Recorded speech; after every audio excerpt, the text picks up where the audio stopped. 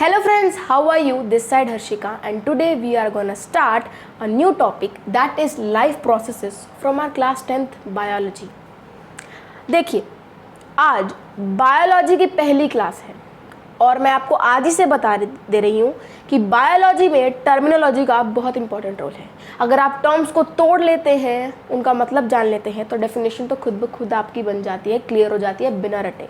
ठीक है, तो अब हम स्टार्ट करते हैं। जो नाम है उसी की वही एक टर्म है, उसको तोड़ते हैं। देखिए क्या है, ये तो दो वर्ड है। लाइफ प्रोसेसेस बहुत सिंपल से आपको पता ही होगा। लाइफ मतलब जीना और प्रोसेस मतलब कुछ रिएक्शंस। ठीक है, तो लाइफ प्रोसेस भी वही है, ऐसे रिएक्शंस या ऐसे प्रोसेसेस जो जीने के लिए ज़रूरी हैं, processes which are necessary to sustain the life. ठीक है, और for the maintenance of life हमें ये प्रोसेसेस बहुत ज़रूरी होती है। कौन सी processes? Life processes to sustain the life. The processes which are needed are called life processes. आपको क्लास में ये चीज़ लर्न होगी। अब ये भी चार तरह की हो सकती है, पढ़ेंगे। पर सबसे पहले मैं आपको ये बता दूं, ये भी एक क्राइटेरिया होता है ये जानने का कि ये कोई भी ऑर्गेनिज्म हम ले रहे हैं, कोई भी बॉडी ले रहे हैं, वो लिविंग है या नॉन लिविंग। अगर वो ये चारों प्रोसेसेस फॉलो कर रही है तो वो लिविंग है। अगर वो लिविंग है तो वो चारों प्रोसेसेस फॉलो कर रही होगी। बट अगर इनमें से वो कोई प्रोसेस फॉलो नहीं करती है तो वो लिविंग नहीं है, वो नॉन लिविंग है। और भी बहुत सारे क्राइटेरिया होते हैं, बट ये चार मेन ऐसे प्रोसेस है जो बेसिक टू लिविंग है। ये नहीं होगी तो उनमें से एक भी नहीं होगी तो हम जी नहीं पाएंगे। और भी बहुत सारी प्रोसेस होती हैं जो लाइफ प्रोसेसेस के अंडर आती हैं, बट वो ऐसे नहीं होती कि उनके बिना हम जी नहीं सकते। जैसे reproduction is a very important part of our life, but अगर वो नहीं भी होगा तो ऐसी बात नहीं है कि हम जी नहीं पाएंगे। लोकोमोशन, चलना फिरना, हम नहीं चल पाएंगे तो ऐसी बात नहीं है कि हम जी नहीं सकते। बहुत से लोग होते दुनिया में जो चल नहीं पाते बट वो जी रहे हैं अपनी ज़िंदगी। ठीक है, तो अब हम बात करते हैं इनके टाइप्स के बारे में। तो लाइफ प्रोसेसेस चार टाइप्स की हो सकती है: न्यूट्रिशन, रेस्पिरेशन, ट्रांसपोर्टेशन, एक्सक्रीशन।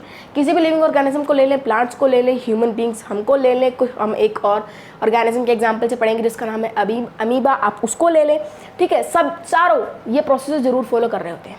और इन दिस वीडियो हम न्यूट्रिशन के बारे में डिटेल में थोड़ा सा डिस्कस करेंगे। ठीक है, बट इससे पहले इसके लेफ्ट में आइए तो आपको एक वर्ड दिखेगा जो कि फिजियोलॉजी। देखिए, ये भी एक टर्म है।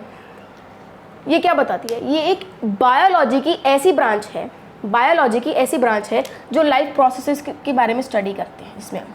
तो यानी फिलहाल आज हम या इस चैप्टर में हम फिजियोलॉजी के बारे में थोड़ा सा जानेंगे, लाइफ प्रोसेस के बारे में जानेंगे, यानी फिजियोलॉजी पढ़ेंगे। ठीक है, अच्छी बात है। अब न्यूट्रिशन से स्टार्ट करते हैं। देखिए, न्यूट्रिशन क्या होता है? न्यूट्रिशन ऐसी प्रोसेस है जिसमें हम खाने को अंदर लेते हैं, अपनी बॉडी के अंदर लेते हैं, यानी उसको हम इंजेस्ट करते हैं और हमारी बॉडी के अंदर उसकी डाइजेशन होती है। डाइजेशन, कुछ लोग ये समझते हैं कि डाइजेशन वो प्रोसेस है जिससे हमें एनर्जी मिलती है, बट ऐसा बिल्कुल नहीं होता। एनर्जी जिस प्रोसेस से हमें मिलती है वो है रेस्पिरेशन, जिसे हम आगे की कुछ वीडियोस में डिस्कस करेंगे। बट न्यूट्रिशन में इंजेशन यानी खाने को अंदर ले जाना और डाइजेशन यानी कि वो फूड जो हम लेते हैं वो कॉम्प्लेक्स फॉर्म में होता है, उसको सिंपल फॉर्म में बनाना। कॉम्प्लेक्स मतलब सिंपल सी बात इसे समझ लीजिए, एक ऐसी फॉर्म जो हमारा ब्लड, हमारी बॉडी उससे एनर्जी बनाने के लिए जिसे यूज़ नहीं कर सकती, वो कॉम्प्लेक्स है। ठीक है, हमारी बॉडी सिंपल सब्सटेंसेस को यूज़ कर सकती है एनर्जी बनाने के लिए। तो ऐसी प्रोसेस जिसमें हम जो खाते हैं वो कॉम्प्लेक्स होता है, उससे सिंपल चीज़ें बने, उस प्रोसेस को हम डाइजेशन कहते हैं और ये न्यूट्रिशन का एक पार्ट होती है। ठीक है, वैसे न्यूट्रिशन के काफ़ी पार्ट होते हैं, बट अगर हमें न्यूट्रिशन डिफाइन करने के लिए आ जाए तो हम सिर्फ लिखते हैं that ingestion and digestion of food is nothing else but nutrition. Ingestion and digestion is nutrition. ठीक है, ओके, इतना बात समझ में आ गया। अब ये जो फूड मैंने टर्म लिखी है, इससे मतलब क्या है? हम फूड लेते क्यों हैं? हमें फूड चाहिए क्यों? एनर्जी के लिए। इस फूड से हमें एनर्जी मिलती है। और अगर हम इसे डीप में पढ़ें तो फूड से भी नहीं एनर्जी मिलती, फूड के अंदर भी एक चीज़ होती है जो न्यूट्रिएंट्स होते हैं जिनसे हमें एनर्जी मिलती है। फूड तो सिर्फ एक सोर्स है, मेनली हमें क्या चाहिए? न्यूट्रिएंट्स चाहिए। और न्यूट्रिएंट्स 5 टाइप्स के हो सकते हैं: carbohydrates, fats, proteins, vitamins and minerals. ये 5 तरह के हमें न्यूट्रिएंट्स मिल सकते हैं। तो हम जो खाएंगे उनमें यही होगा, वेस्ट भी हो सकता है कुछ, बट उनमें यही होगा और यही हमारी बॉडी को चाहिए जीने के लिए। फूड में न्यूट्रिएंट्स होते हैं। फूड तो एक सिर्फ सोर्स है, हमें न्यूट्रिएंट्स चाहिए। क्यों? क्योंकि हमारी बॉडी को एनर्जी चाहिए। ठीक है, हमारी बॉडी को क्या चाहिए? एनर्जी चाहिए। ठीक है, इतनी सी बात समझ में आ गई होगी, होप करती हूँ आपको। अब हम इसको थोड़ा सा डिटेल में डिस्कस करते हैं न्यूट्रिशन को, बट सबसे पहले रेस्पिरेशन, ट्रांसपोर्टेशन, एक्सक्रीशन का एक थोड़ा सा ब्रीफ आइडिया ले लेते हैं कि ये होता क्या है। रेस्पिरेशन अभी बताया मैंने, ऐसी प्रोसेस होती है जिसमें हमें मेनली एनर्जी मिलती है। ठीक है, ये जो फूड हमें मिलता है, ये डाइजेशन वाला डाइजेस्टेड फूड होता है, यानी जो सिंपल फूड होता है वो उसको हम अलग अलग सेल तक पहुंचाते हैं। वहाँ पे माइटोकॉन्ड्रिया के अंदर इससे एनर्जी प्रोड्यूस होती है। और याद रखें, हमारी बॉडी की जो एनर्जी करेंसी है वो है एटीपी, एडेनोसिन ट्राइफॉस्फेट। ठीक है, तो ये होगी रेस्पिरेशन। ट्रांसपोर्टेशन, देखिए अभी होता है नहीं, कहीं बॉडी में एक ही जगह सारी चीज़ हो रही है, हर जगह कुछ ना कुछ हो रहा है और हर पार्ट को कुछ ना कुछ एनर्जी चाहिए। तो सबसे पहले जो डाइजेस्टेड फूड होता है वो हर एक सेल तक जाता है, जो ब्लड लेके जाता है, तो वो भी एक ट्रांसपोर्टेशन है। फिर उसके बाद रेस्पिरेशन होने के बाद कुछ वेस्ट जो प्रोडक्ट्स बचते हैं, या डाइजेशन के बाद जो वेस्ट प्रोडक्ट्स बचते हैं वो भी ट्रांसपोर्ट होते हैं। तो हमारी बॉडी में ट्रांसपोर्टेशन तो होती रहती है। उसके बाद एक्सक्रीशन भी होती है। एक्सक्रीशन मतलब जो वेस्ट प्रोडक्ट्स बचे उनको बॉडी से बाहर निकालना। तो ये एक ब्रीफ आइडिया मैंने आपको दे दिया। अब हम आगे पढ़ेंगे न्यूट्रिशन के बारे में। ठीक है, डिटेल में डिस्कस कर लेते हैं। न्यूट्रिशन में मेनली क्या होता है, मैंने अभी यहाँ पे बता दिया, इंजेक्शन और डाइजेशन होता है। किसका होता है? फूड का होता है। और हम फूड क्यों लेते हैं? क्योंकि उनके अंदर न्यूट्रिएंट्स होते हैं और न्यूट्रिएंट्स हमें एनर्जी के लिए ज़रूरी है। ठीक है, एनर्जी के लिए ज़रूरी है। तो न्यूट्रिएंट्स के बारे में अगर हम डिस्कस करें तो इनकी क्लासिफिकेशन बड़े अच्छे से पूछ ली जाती है। ठीक है, और कुछ दो बेसिस पे इनकी क्लासिफिकेशन होती है, दो बेसिस पे। एक है कार्बन कंटेंट, और एक होता है on the basis of need, कि हमें उसकी कितनी ज़रूरत है। तो दो बेसिस पे न्यूट्रिएंट्स की क्लासिफिकेशन हो सकती है। न्यूट्रिएंट्स वही 5 रहेंगे, कौन कौन से? Carbohydrates, fats, proteins, vitamins and minerals. But उनकी दो बेसिस पे क्लासिफिकेशन होगी। एक है कार्बन कंटेंट। कार्बन कंटेंट मतलब उनके अंदर जो भी हम खा रहे हैं, जो भी हम न्यूट्रिएंट्स कंज्यूम कर रहे हैं, एक तो ऐसी कैटेगरी में जाएंगे जिनके अंदर कार्बन होता है, और एक ऐसी कैटेगरी में जाएंगे जिनके अंदर कार्बन नहीं होता। तो इस बेसिस पे ये दो तरीके हो सकते हैं, ऑर्गेनिक और इनऑर्गेनिक।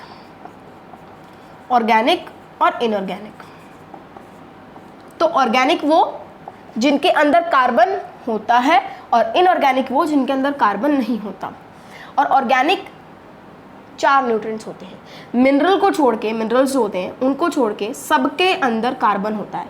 यानी कार्बोहाइड्रेट्स की बात करें, हम फैट्स की बात करें, प्रोटीन्स की बात करें और विटामिन्स की बात करें, तो ये सारे इनके अंदर कार्बन कंटेंट होता है, कार्बन होता है, इसलिए ये ऑर्गेनिक है। और इनऑर्गेनिक वो होते हैं जो मिनरल्स हैं, क्योंकि उनके अंदर कार्बन नहीं होता। अगर हम नीड के बेसिस पे क्लासीफाई करें तो नीड के बेसिस पे भी 2 तरह के हो सकते हैं। एक होते हैं माइक्रोन्यूट्रिएंट्स और एक होते हैं मैक्रोन्यूट्रिएंट्स। अब इनके तो नाम ही सजेस्ट कर रहे हैं। माइक्रो कुछ छोटी चीज़ को हम डिनोट करते हैं। तो ये वो न्यूट्रिएंट्स हैं जो हमें स्मॉल अमाउंट में चाहिए होते हैं, ठीक है। और ये वो न्यूट्रिएंट्स हैं जो हमें लार्ज अमाउंट में चाहिए होते हैं। तो एक तो इनका डिफरेंस ये हो गया नीड के बेसिस पे कि माइक्रो न्यूट्रिएंट्स वो जो स्मॉल क्वांटिटी में हमें चाहिए होते हैं, हमारी बॉडी को चाहिए होते हैं, और मैक्रो न्यूट्रिएंट्स वो जो लार्ज क्वांटिटी में हमारी बॉडी को चाहिए होते हैं। अब माइक्रो न्यूट्रिएंट्स की बात करें तो उनका एक और फंक्शन होता है। वो क्या होता है कि ये हमें एनर्जी नहीं देते,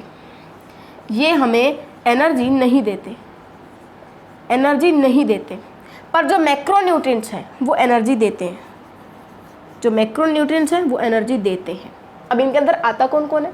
देखिए, विटामिन्स और मिनरल्स। अब आपके मन में एक सवाल भी उठ रहा होगा, मे बी मैं उसका भी आंसर दूंगी। विटामिन्स एंड मिनरल्स ये दोनों माइक्रो न्यूट्रिएंट्स होते हैं, यानी ये स्मॉल क्वांटिटी में हमारी बॉडी को चाहिए होते हैं, साथ ही साथ में ये हमें एनर्जी भी नहीं देते, ठीक है। मैक्रो न्यूट्रिएंट्स की बात करें जो बाकी के जो बचे 3, कार्बोहाइड्रेट्स, फैट्स एंड प्रोटीन्स, ये ऐसे हैं जो हमें लार्ज क्वांटिटी में चाहिए और जो हमें एनर्जी भी देते हैं। अब बात आइए, हमने तो पढ़ा न्यूट्रिएंट्स ऐसे सब्सटेंसेस होते हैं जो हमारी बॉडी को एनर्जी देते हैं। यहाँ पे आपने लिख दिया है कि एनर्जी नहीं देते, तो हमें चाहिए क्यों? न्यूट्रिएंट्स को हम ले इसलिए रहे ताकि वो हमें एनर्जी दें, और यहाँ पे कुछ ऐसे न्यूट्रिएंट्स भी है जो हमें एनर्जी नहीं देते, तो हम उसे लेते क्यों हैं? तो सिंपल कारण है कि ये ऐसे न्यूट्रिएंट्स तो होते हैं जो हमें एनर्जी नहीं देते, पर अगर हम इन्हें ना खाएं, इनको हम ना कंज्यूम करें, तो हमारी बॉडी के अंदर काफ़ी सारे डिसीजेज हो सकते हैं। जैसे विटामिन से रिलेटेड काफ़ी सारे अपने पढ़ रखे हैं, विटामिन सी की कमी से स्कर्वी जैसे डिसीज हो सकते हैं, ठीक है। तो हम इनको ना कंज्यूम करें तो हमें काफ़ी सारे डिसीज हो सकते हैं, इसलिए हम इन्हें कंज्यूम करते हैं। बैलेंस डाइट, समझ में आया? बैलेंस डाइट चाहिए होती है हमें, ठीक है। और मैक्रोन्यूट्रिएंट्स लार्ज क्वांटिटी में चाहिए, एनर्जी भी देते हैं, तो ये तो बिल्कुल इंपॉर्टेंट है, ठीक है, ये तो बिल्कुल इंपॉर्टेंट है। तो अब इसको हम जल्दी से कर लेते हैं, हो गया आपको इतना समझ में आओ। अब हम पढ़ते हैं न्यूट्रिशन के टाइप्स कितने होते हैं। अब हम पढ़ते हैं न्यूट्रिशन के टाइप्स कितने होते हैं। देखिए, न्यूट्रिएंट्स नहीं, हमने न्यूट्रिएंट्स तो पढ़ लिए, न्यूट्रिशन के कितने टाइप्स होते हैं अब वो पढ़ेंगे। न्यूट्रिशन के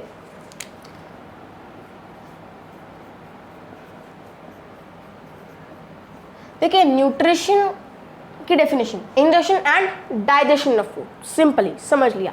बट हम इसको दो तरह में कर सकते हैं, आप ये बचपन से पढ़ते आ रहे हैं। एक होता है ऑटोट्रॉफिक, एक होता है ऑटोट्रॉफिक, और एक होता है हेटेरोट्रॉफिक, एक होता है हेटेरोट्रॉफिक। दो तरह के होते हैं।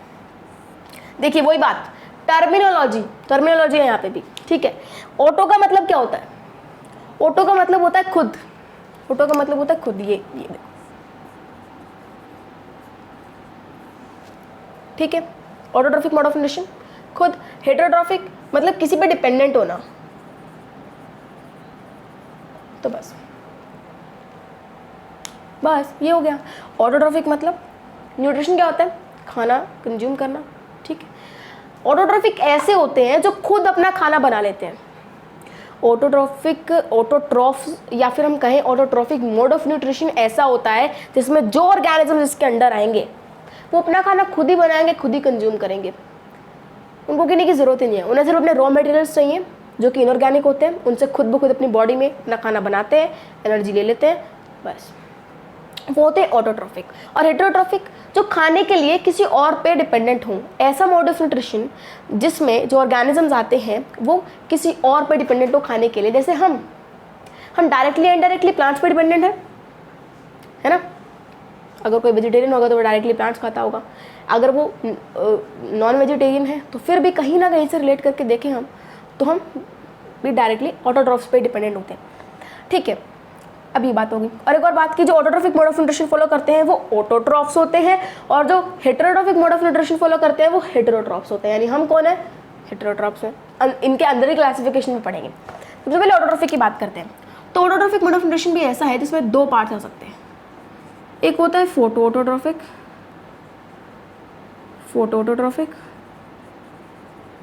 और एक होता है कीमो ऑटोट्रॉफिक। वही टर्मिनोलॉजी, बेस्ट थिंग। फोटो का मतलब लाइट होता है। इस बात को ना अभी गांठ बांध ली, जिनको पता है अच्छी बात है, जिनको नहीं पता उनके लिए मैं बता दूं, ये वर्ड बहुत बार आएगा चैप्टर में, बहुत बार, और आप इसके मतलब से ना पूरी डेफिनेशन क्लियर कर सकते हैं। तो याद रखें, फोटो का मतलब होता है लाइट। ऑटोट्रॉफिक ऐसा मोड ऑफ न्यूट्रिशन, बच गया क्या? ऑटोट्रॉफिक बच गया ना। ऑटोट्रॉफिक तो बताया जो खुद से अपना खाना लेते हैं, और फोटो मतलब लाइट, तो कुछ नहीं। ये ऐसा मोड ऑफ न्यूट्रिशन है जिसके अंडर ऑर्गेनिज्म जो आते हैं वो लाइट से खुद अपना खाना बनाते हैं। लाइट यहाँ पे कौन सी है? सनलाइट, ठीक है। तो ऐसे ऑर्गेनिज्म जो सनलाइट से अपना खाना खुद बना लेते हैं वो फोटो ऑटोट्रॉफिक होते हैं। एग्जाम्पल आपको पता होना चाहिए, प्लांट्स, ग्रीन प्लांट्स जो है वो इसके बेस्ट एग्जाम्पल होते हैं, है ना। अपना खाना फोटोसिंथेसिस की प्रोसेस से बनाते हैं। फोटो में भी लाइट आ रहा है देखो, तो ये लाइट को यूज़ करके अपना खाना खुद बनाते हैं। और कीमो ऑटोट्रॉफिक, कीमो से इसको तोड़िए, ये रेफर करता है केमिकल्स से, ठीक है। मतलब ये केमिकल्स की बात कर रहे हैं। तो ऐसे ऑर्गेनिजम्स या ऐसा मोड ऑफ न्यूट्रिशन जिसके अंडर आने वाले ऑर्गेनिज्म अपना खाना तो खुद बनाते हैं ऑटोट्रॉफिक आरएनए में, बट वो लाइट से नहीं, केमिकल यूज़ करके अपना खाना बनाते हैं। एग्जाम्पल काफ़ी सारे होते हैं, जैसे कि इसके एग्जाम्पल देखें तो होते हैं आयरन बैक्टीरिया, उसी के साथ नाइट्रीफाइंग बैक्टीरिया, नाइट्रोसोमोनास। ये जनरली बैक्टीरियाज होते हैं, ये क्यों करते हैं ऐसा? मतलब केमिकल से कैसे खाना बनाते हैं? देखिए, इवोल्व, इवोल्यूशन पढ़ा ना, मतलब समझ, मतलब तो पता होगा, मतलब हम आज जिंदा इसलिए हैं क्योंकि हमने टाइम के अकॉर्डिंग, चेंजेस के अकॉर्डिंग अपने आप को इवॉल्व कर लिया, चेंज कर लिया, उसके सिटुएबल हो गए हम कंडीशन के अकॉर्डिंग, ठीक है। तो ये भी ऐसे ही होते हैं। इनको क्या होता है, ये ऐसी कंडीशन में पाए जाते हैं जहाँ पे इनको लाइट नहीं मिलती अच्छे से, और चीज़ें नहीं मिलती, वाटर अच्छे से नहीं मिलता, कार्बन डाइऑक्साइड नहीं मिलती, तो इनको जीना तो है, तो ये अपने आप को इवॉल्व करते हैं। ये देखते हैं हमारे आसपास जो चीज़ें प्रेजेंट है उन्हीं से हम खुद का खाना बनाएंगे, ठीक है। जैसे नाइट्रोसोमोनास नाइट्रोजन से बनाता है, आयरन बैक्टीरिया आयरन से बनाता है, ठीक है। तो ये बात है, और तो समझ में आया होगा आपको कि फोटोट्रॉफिक मोड ऑफ न्यूट्रिशन कैसा होता है और कीमोटोट्रॉफिक मोड ऑफ न्यूट्रिशन कैसा होता है। ऑटोट्रॉफिक तो आपको पता ही होगा। अब आते हैं हेटरोट्रॉफिक पे। बता दिया, ऐसा मोड ऑफ न्यूट्रिशन जिसके अंडर आने वाले ऑर्गेनिज्म दूसरों पे डिपेंडेंट होते हैं, दूसरों पे डिपेंडेंट होते हैं। अब ये भी 3 तरह का हो सकता है। एक होता है सेप्रोफिटिक, एक होता है पैरासिटिक, और एक होता है होलोजोइक। 3 होते हैं इसके, सेप्रोफिटिक, पैरासिटिक, होलोजोइक। ये 2 टर्म तो आप पहले भी पढ़ के आए हैं। सेप्रोफिटिक मोड ऑफ न्यूट्रिशन में ऐसे ऑर्गेनिज्म आते हैं जो डेड एंड डिकेइंग मैटर पे ग्रो करते हैं। वो क्या करते हैं, अपनी बॉडी से कुछ एंजाइम्स बाहर निकालते हैं, वो बाहर ही खाने को डाइजेस्ट कर लेते हैं और उनसे एनर्जी कंज्यूम कर लेते हैं, ठीक है। यानी ये बॉडी के अंदर तो कुछ करते ही नहीं है, सब कुछ बाहर हो रहा है इनके तो, ठीक है। क्या ये नहीं है कि खाना बाहर से ले रहे हैं, तो डाइजेस्ट भी बाहर ही कर रहे हैं। एग्जाम्पल बहुत सारे फंगाई होते हैं, जैसे मशरूम, बेस्ट एग्जाम्पल। मशरूम आपने अगर कभी देखी होगी तो आपको पता होगा कि वो हमेशा जहाँ पे थोड़ा गंदगी से होते हैं वहाँ पे ग्रो करती है। क्यों? क्योंकि वो डेड एंड डिकेइंग मैटर से ही अपना खाना ले सकती है, ठीक है। और बहुत सारे एग्जाम्पल होते हैं इसके। Parasitic mode of nutrition, parasitic mode of nutrition ऐसा होता है जिसमें ऑर्गेनिज्म, कोई ऑर्गेनिज्म, इसके अंदर आने वाला ऑर्गेनिज्म किसी दूसरे बॉडी के ऑर्गेनिज्म, कोई दूसरा जो है उसके बॉडी के ऊपर, आउटसाइड या उसके अंदर रहता है और उससे खाना लेते रहता है, उसको मारता नहीं है। कभी कभार तो पता भी नहीं चलता हमें कि हमारी बॉडी के अंदर कुछ है। जैसे ह्यूमंस के अंदर राउंड वॉर्म्स रहते हैं, आपने पिछली क्लास में पढ़ा भी होगा, स्कैरस लुम्ब्रिकोइड्स कहते हैं उन्हें। वो हमारी बॉडी में राउंड वॉर्म्स रहते हैं, हमें पता भी नहीं चलता कभी कभार कि हमारी बॉडी में कोई ऑर्गेनिज्म रह रहा है, and that is a parasites. वो, और हम क्या है, उनके होस्ट हैं, वो हमारे गेस्ट हैं, हमारे घर पे आते हैं, हमारे अंदर बॉडी से न्यूट्रिएंट्स लेते हैं, अपना खाना लेते हैं, हमें पता भी नहीं चलता कभी कभार। हमें वो मारते नहीं है, ये पॉइंट इंपॉर्टेंट है, वो हमें मारते नहीं है, कभी कभार हमें पता भी नहीं चलता, बट हमारी बॉडी से वो न्यूट्रिशन लेते रहते हैं। ये भी 2 तरह के हो सकते हैं, एक होते हैं टोटल और एक होते हैं टेम्परेरी। टेम्परेरी और टोटल 2 होते हैं, मतलब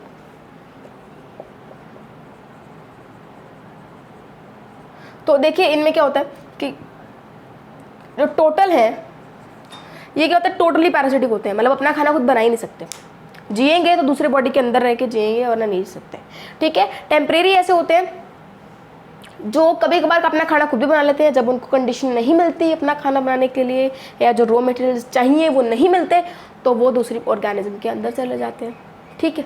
तो ये हो गए होलोजोइक, इंपॉर्टेंट, वेरी इंपॉर्टेंट। तो देखिए होलोजोइक ऐसा मोड ऑफ न्यूट्रिशन है जिसमें ऑर्गेनिज्म खाना बाहर से लेते हैं, कंज्यूम करते हैं, बट उसको डाइजेशन उसकी अपनी बॉडी के अंदर करते हैं। अभी मैंने आपको बताया भी था, ये तो आपको पता भी होगा, और वैसे हम इन्हीं के एग्जाम्पल हैं। हम क्या करते हैं, खाना बाहर से लेते हैं, अंदर डाइजेस्ट करते हैं कॉम्प्लेक्स सिंपल में, उसके बाद रेस्पिरेशन होती है, ट्रांसपोर्टेशन होती है, एक्सक्रीशन होती है, एंड द प्रोसेस, पूरी लाइफ प्रोसेस हो जाती है, ठीक है। तो ये ऐसे ऑर्गेनिज्म है जो खाना बाहर से लेंगे बट डाइजेस्ट अंदर करेंगे, यानी हम, एग्जाम्पल हम ह्यूमन बींग्स ले सकते हैं, एनिमल्स ले सकते हैं, ठीक है। काफ़ी सारे एग्जाम्पल हैं इसके तो, बट ये भी ब्रॉडली 3 तरह के हो सकते हैं, तो आपको पता ही होगा।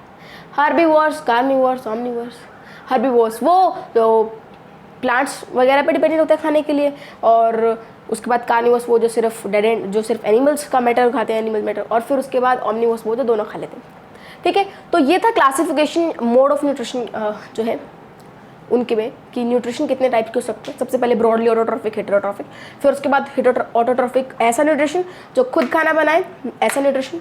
उसके बाद ये फोटोट्रॉफिक, कीमोटोट्रॉफिक, 2 टाइप्स के हो सकते हैं। फोटोट्रॉफिक में लाइट से खुद खाना बनाया जाता है, एग्जाम्पल प्लांट्स। कीमोटोट्रॉफिक में केमिकल से, example iron bacteria, Nitrosomonas. Heterotrophic ऐसा मोड ऑफ न्यूट्रिशन जिसमें क्या होता है, डिपेंडेंट होते हैं लोग खाने के लिए। 3 तरह का, सेप्रोफिटिक, पैरासिटिक, होलोजोइक। सेप्रोफिटिक ऐसे होते हैं जो डेड एंड डिगिंग मैटर पे जो ग्रो करते हैं, ठीक है। पैरासिटिक ऐसे होते हैं जो किसी दूसरे ऑर्गेनिज्म की बॉडी के अंदर या बाहर रहते हैं, उन्हें बिना मारे उनसे क्या लेते रहते हैं, अपने न्यूट्रिएंट्स लेते रहते हैं। 2 तरह के, टोटल, टेम्परेरी। उसके बाद पार्शियल कह सकते हैं टेम्परेरी को आप, ठीक है। होलोजोइक ऐसी मॉडिफिकेशन जिसमें हम खाना बाहर से लेते हैं बट डाइजेशन उसके अंदर करते हैं अपनी बॉडी के, जैसे हम। और 3 तरह के सकते हैं, हर्बीवोर्स, कार्निवोर्स, ओमनिवोर्स। ये था इसके बारे में। अब ये जो ऑटोट्रॉफिक है ना, इससे हमें स्टार्ट करना है। किससे? ऑटोट्रॉफिक से। ऑटोट्रॉफिक में भी फोटो ऑटोट्रॉफिक से। किससे? फोटो ऑटोट्रॉफिक से। फोटो ऑटोट्रॉफिक कैसी मोड ऑफ न्यूट्रिशन है?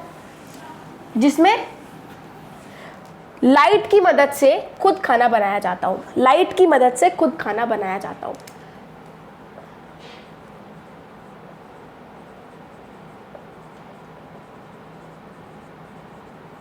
लाइट की मदद से खुद खाना बनाया जाता है। और लाइट कौन सी? लाइट कौन सी? सनलाइट, ठीक है। करते कौन है? प्लांट्स करते हैं। यानी जो प्लांट्स का न्यूट्रिशन का तरीका है वो पढ़ने जा रहे हैं। डिटेल में इस वीडियो में नहीं पढ़ेंगे, ठीक है, डिटेल में हम अगली वीडियो में पढ़ेंगे। अगर एनसीईआरटी की बुक के हिसाब से चले तो बहुत छोटा टॉपिक है, 4 मिनट में कंप्लीट हो सकता है। बट अगर आप किसी कॉम्पिटिटिव एग्जाम की तैयारी कर रहे हैं, डिटेल में पढ़ना चाहते हैं, तो अगली वीडियो में पूरा मिल जाएगा आपको। यहाँ पे भी कुछ इंपॉर्टेंट पॉइंट्स डिस्कस होंगे। तो चलिए स्टार्ट करते हैं। तो लाइट से खाना बना रहे हैं, दैट्स ओके। सबसे पहले इसके क्वेश्चन पर ध्यान देते हैं कि चाहिए क्या क्या, क्या क्या बनेगा। पहले पॉइंट तो यही होना चाहिए आपका, ठीक है। तो इसको करने के लिए हमें, ये तो बचपन से पता है कि सबसे पहले कार्बन डाइऑक्साइड चाहिए होता है, फिर उसके बाद वाटर भी चाहिए होता है। ये हमें एयर से मिल जाता है, ये हमें रूट जो सॉइल होता है उससे मिल जाता है, हमें नहीं, मतलब प्लांट्स को। बनाते क्या है वो? C6H12O6, इसे हम ग्लूकोज बोलते हैं। फ्लक्टोज का भी सेम ही फॉर्मूला होता है बट उसका स्ट्रक्चर अलग होता है, ठीक है। और साथ में हमें क्या मिलता है? वाटर और O2। अगर हम इसको बैलेंस कर दें तो ये कुछ इस तरह की हो जाएगी, ठीक है। यानी हमें कार्बन डाइऑक्साइड चाहिए होता है, रॉ मटेरियल्स, फिर हमें वाटर भी चाहिए होता है, हमें ग्लूकोज, वाटर और ऑक्सीजन मिलती है। केमिस्ट्री, आप केमिकल रिएक्शन वाले क्वेश्चन पढ़ के अगर आए होंगे तो मैं आपसे एक सवाल पूछना चाहूँगी कि इनमें से रिएक्टेंट्स कौन है, प्रोडक्ट्स कौन है? रिएक्टेंट वो जो रिएक्ट कर रहे हैं, यानी ये रिएक्टेंट्स हैं, रॉ मटेरियल्स हैं। इनके ये नहीं होंगे तो रिएक्शन होगा कैसे? और जब रिएक्शन होगा तो बनेगा क्या? ये प्रोडक्ट्स, जिसमें से ये जो है ये स्टार्च है, प्लांट्स का खाना। ये एयर में बाहर रिलीज हो जाता है और ये भी वाटर वेपर की तरह ट्रांसपिरेशन वगैरह होते रहते हैं, है ना। तो ये होता है। अब हमने ये समझ लिया, क्या ये मैंने कंप्लीट इक्वेशन लिख दी? नहीं लिखी। क्यों? क्योंकि फोटोट्रॉफिक मोड न्यूट्रिशन एक ऐसा न्यूट्रिशन है जिसमें कार्बन डाइऑक्साइड एयर से लेके, वाटर रूट से, सॉइल से लेके, क्लोरोफिल और सनलाइट की प्रेजेंस में ही ये प्रोसेस होता है। यानी इस एरो के ऊपर मुझे क्लोरोफिल और सनलाइट लिखना है, तब जाके ये मेरी रिएक्शन कंप्लीट होगी। तब जाके ये मेरी रिएक्शन कंप्लीट होगी कि क्लोरोफिल सबसे पहले एब्जॉर्ब करेगा इन सबको, सनलाइट होगी, तभी ये प्रोसेस होगी, ठीक है। अब ये रिएक्शन टोटली कंप्लीट है। यानी जो चीज़ें अगर मैं पूछूं कि रॉ मटेरियल्स क्या क्या चाहिए इस प्रोसेस को होने के लिए, तो आप लिख सकते हैं आसानी से।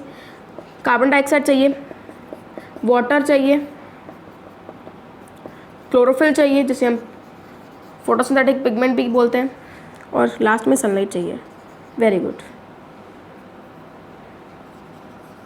अब हमने लिख तो दिया कि इनके बिना ना प्रोसेस नहीं हो सकती, जब ये होंगे तभी प्रोसेस कंप्लीट होगी। बट हमें कैसे मान लेना चाहिए? नहीं मान लेना चाहिए, हमें रिएक्शन करके देखनी चाहिए। तो इसकी कुछ एक्टिविटीज़ आपकी बुक में दी होते हैं जिन्हें मैं थोड़ा थोड़ा एक्सप्लेन कर देती हूँ, उसके बाद वीडियो एंड हो जाएगी, ठीक है। देखिए CO2 हम कैसे जानेंगे कि कार्बन डाइऑक्साइड के बिना प्रोसेस नहीं हो सकती? ओके, एग्जाम्पल लीजिए। आप एक प्लांट लीजिए, प्लांट को सबसे पहले 2-3 दिन के लिए कहाँ पे रख दीजिए? आराम से किसी डार्क एरिया में रख दीजिए ताकि उसको कार्बन डाइऑक्साइड में ना मिले, उसके जो अंदर का स्टार्च है वो सारा खत्म हो जाए। उसके बाद आपको क्या करना है? एक लीफ लेनी है उसी की, मतलब ये नहीं काट के रख लेनी है, प्लांट के अंदर लगी। आपको उसके पास में बाउल में क्या रखना है? एक सॉल्यूशन रखना है। वो सॉल्यूशन क्या करेगा? जितनी भी कार्बन डाइऑक्साइड आसपास प्रेजेंट होगी उसको अपने पास खींच लेगा, उसको एब्जॉर्ब कर लेगा। जो भी ये जो कार्बन डाइऑक्साइड है इसको वो एब्जॉर्ब कर लेगा, ठीक है। यानी कि प्लांट को कार्बन डाइऑक्साइड नहीं मिल पाएगी, यानी कि प्लांट को कार्बन डाइऑक्साइड नहीं मिल पाएगी, ठीक है। और आप क्या देखेंगे, जब आप 2-3 दिन बाद उसको, उस लीफ को जब आप गर्म पानी में उबालेंगे, अल्कोहल में रखेंगे उसको, उसके बाद उस पर जब आप आयोडीन सॉल्यूशन डालेंगे, तब आप देखेंगे कि जो पार्ट उस बाउल के अंदर था, या कह लीजिए उस जार के अंदर जिसमें हमने वो सॉल्यूशन डाला था, उसके अंदर था, कौन सा सॉल्यूशन होता है वो, पोटेशियम हाइड्रोक्साइड। तो वो जो सॉल्यूशन जार के अंदर, मान लो हमने इसे बांध कर रख लिया, आधी लीफ ऐसे जार के अंदर है, आधी जार के बाहर है, तो आप देखेंगे कि आयोडीन आपने सारी लीफ में डाल दिया, बट जो पार्ट लीफ का अंदर था वो येलोइश ही रहेगा, जो बाहर था वो ब्लूइश ब्लैक हो जाएगा। क्यों होगा ऐसा? क्योंकि हमने जब आयोडीन डाला, और प्लांट की लीफ के अंदर स्टार्च होता है, स्टार्च क्या होता है, ये ग्लूकोज, जो फोटोसिंथेसिस होगी तभी होगा, ठीक है। तो जो बाहर वाला पार्ट है वो ब्लूइश ब्लैक हो जाएगा, यानी यहाँ पे स्टार्च है। क्यों? क्योंकि आयोडीन स्टार्च का जब रिएक्ट करता है तभी वो ब्लूइश ब्लैक कलर बनाता है, बट बाकी जो पार्ट है वो येलो ही रहेगा। क्यों? क्योंकि वहाँ पे स्टार्च बना ही नहीं। स्टार्च बनानी मतलब फोटोसिंथेसिस हुई नहीं, यानी जहाँ कार्बन डाइऑक्साइड नहीं था ना, वहाँ फोटोसिंथेसिस नहीं हुई। ये एक्टिविटी है। H2O वाटर के लिए, वाटर तो एक सिंपल सी बात है। वाटर तो ये है कि अगर आप वाटर की कमी भी कर देते हैं तो भी फोटोसिंथेसिस पे फ़र्क पड़ता है। जैसे कि स्टोमेटा के बारे में आपने पढ़ा हुआ है। स्टोमेटा क्या करता है, क्लोरोफिल को एब्जॉर्ब करता है, कार्बन डाइऑक्साइड को। तो देखिए क्या करता है, वाटर की अगर कमी हो जाती है ना, तो वो अपने आप को बंद कर लेता है स्टोमेटा, ताकि वाटर बाहर ना जा पाए। और जब वाटर एक्सेस में होता है ना प्लांट के अंदर, तो वो अपने आप को ऐसे खोल लेता है ताकि वाटर लॉस हो, थोड़ा सा ज़्यादा अंदर वाटर ना बने, तो to maintain the balance of water inside the plant. तो वो क्या करता है, जब प्लांट के अंदर वाटर की कमी होता है तो वो बंद हो जाता है। अब मान लो प्लांट के अंदर वाटर की कमी हो गई, तो आप देखेंगे स्टोमेटा बंद हो जाएगा, मतलब आपको दिखेगा नहीं, बट स्टोमेटा बंद हो जाएगा। स्टोमेटा बंद होगा तो कार्बन डाइऑक्साइड अंदर नहीं जा पाएगी, और जब कार्बन डाइऑक्साइड नहीं जाएगी तो फोटोसिंथेसिस कैसे होगा? समझ में आई? अगला पॉइंट है क्लोरोफिल का। क्लोरोफिल की हम कैसे डिस्कस करें कि क्लोरोफिल भी हो सकता है। देखिए आप क्या करिए, एक प्लांट लीजिए, लीफ लीजिए। लीफ में क्या होता है, कुछ पार्ट आपको थोड़ा येलो सा दिखता है, कुछ थोड़ा ग्रीन सा होता है। आप उसको ना मार्क कर लें, उसको डार्क में रख दें, ताकि सारा कुछ जो भी स्टार्च है वो कंज्यूम हो जाए, ठीक है। फिर उसके बाद आप उसको दोबारा सनलाइट में लाइए, ठीक है। उसके अंदर फिर वही प्रोसेस कीजिए, अल्कोहल डालिए, आयोडीन डालिए, ठीक है। तो आप क्या देखेंगे, कि जो पहले ग्रीन पार्ट था ना प्लांट का, जो आपने मार्क किया था एज ग्रीन, वो तो ब्लूइश ब्लैक कलर में टर्न हो जाएगा, बट जो येलो था वो येलोइश ही रहेगा। क्यों? क्योंकि जो ग्रीन वाला पार्ट था वहाँ क्लोरोफिल थी, और क्लोरोफिल थी तो फोटोसिंथेसिस थी। फोटोसिंथेसिस तो स्टार्च बना, यानी ग्लूकोज बना, ग्लूकोज या फिर स्टार्च बना तो आयोडीन के साथ रिएक्ट होकर ब्लूइश ब्लैक कलर बना दिया, ठीक है। बट जो येलोइश पार्ट था वहाँ तो क्लोरोफिल ही नहीं था, फोटोसिंथेसिस हुई नहीं, स्टार्च बना ही नहीं, तो ब्लूइश ब्लैक कलर आया ही नहीं, क्योंकि स्टार्च आयोडीन रिएक्ट हुए ही नहीं। सनलाइट का बड़ा एग्जाम्पल है। आप एक प्लांट ले लीजिए, उसको 2 दिन के लिए फिर ऐसे डार्क में रख दीजिए, फिर उसको बाहर लाइए ताकि वो सारा कुछ कंज्यूम हो जाए, फूड। अब जब आप बाहर लाएंगे तो आपने उसके ऊपर एक शीट मिलती है वो रखनी है, उसमें क्या करना है, पेपर का भी बना सकते हैं, मैं आपको ड्रॉ करके दिखा देती हूँ। जैसे ये लीफ है, ठीक है, तो आपको इसके ऊपर एक पेपर रखना है, ऐसे ये एक शीट मिलती है आपको, उसके अंदर ऐसे स्टार बना हुआ होता है। अब ये क्या होता है, जो स्टार वाला पार्ट होता है ना, वो एक्सपोज टू आउटसाइड होता है, मतलब वहाँ से सब कुछ अंदर आ सकता है प्लांट के। ये कवर पार्ट है, इतना पार्ट प्लांट का कवर है, ठीक है, बट जो बीच का स्टार है यहाँ से सब कुछ आ सकता है। इसको मार्क कर लें कितने में स्टार है। अब फिर वही कीजिए, अल्कोहल डालिए, आयोडीन सॉल्यूशन डालिए। आप क्या देखेंगे कि जो स्टार वाला पार्ट है ये ब्लूइश ब्लैक हो जाएगा फिर से, बट यहाँ वाला नहीं होगा। फिर यही पता चल गया हमें तो कि यहाँ पे तो फोटोसिंथेसिस हुई ही नहीं, क्योंकि स्टार्च बना ही नहीं, ब्लूइश ब्लैक कलर आया ही नहीं। फिर से बता दूँ ब्लूइश ब्लैक कलर क्यों आता है, क्योंकि फोटोसिंथेसिस में हमें एक प्रोडक्ट मिलता है स्टार्च या ग्लूकोज, जो मेन प्रोडक्ट होता है प्लांट के फूड यही होता है प्लांट का, ठीक है। वो जब आयोडीन के सोल्यूशन के साथ रिएक्ट करता है तो ब्लूइश ब्लैक कलर बनाता है। और आप देखेंगे कि जो ये वाला पार्ट है, यानी जहाँ से सनलाइट अंदर जा रही थी, स्टार वाला पार्ट, यहाँ पे तो ब्लूइश ब्लैक कलर आ जाएगा, यानी यहाँ पे स्टार्च बनेगा, फोटोसिंथेसिस हुई होगी। क्यों? क्योंकि सनलाइट था ना, यहाँ पे नहीं होगा क्योंकि सनलाइट ही नहीं थी। बात समझ में आई? तो ये हम कुछ एक्सपेरिमेंट्स करते रहते हैं, आप करके भी देख सकते हैं, ठीक है, कि कैसे carbon dioxide, water, chlorophyll, sunlight necessary होते हैं। स्टोमेटा के बारे में भी कुछ जानकारी आपको होनी जरूरी है। जैसे कि स्टोमेटा गार्ड सेल्स से गार्डेड होता है, किडनी शेप गार्ड सेल्स होते हैं, ठीक है, वो ओपन या क्लोज होते रहते हैं according to presence of water inside the plant. Water ज़्यादा होता है तो वो खोल देता है अपने आप को ताकि लॉस ऑफ वाटर हो चुके, कम होता है तो बंद हो जाता है। वही गैसेज एक्सचेंज करता है, कार्बन डाइऑक्साइड को अंदर लेता है, ऑक्सीजन बाहर निकालता है, और ट्रांसपोर्टेशन ऑफ वाटर भी इसकी वजह से होता है, यानी स्टोमेटा बहुत इंपॉर्टेंट रोल प्ले करता है। ठीक है, आज की वीडियो के लिए हमें सिर्फ इतना ही समझना था। अगली वीडियो में फोटोसिंथेसिस को बड़े ही डिटेल में डिस्कस करेंगे। ठीक है, लाइट रिएक्शन, डार्क रिएक्शन, जो आपके सिलेबस का नहीं है बट अगर आप कॉम्पिटिटिव एग्जाम की तैयारी कर रहे हैं तो इंपॉर्टेंट है।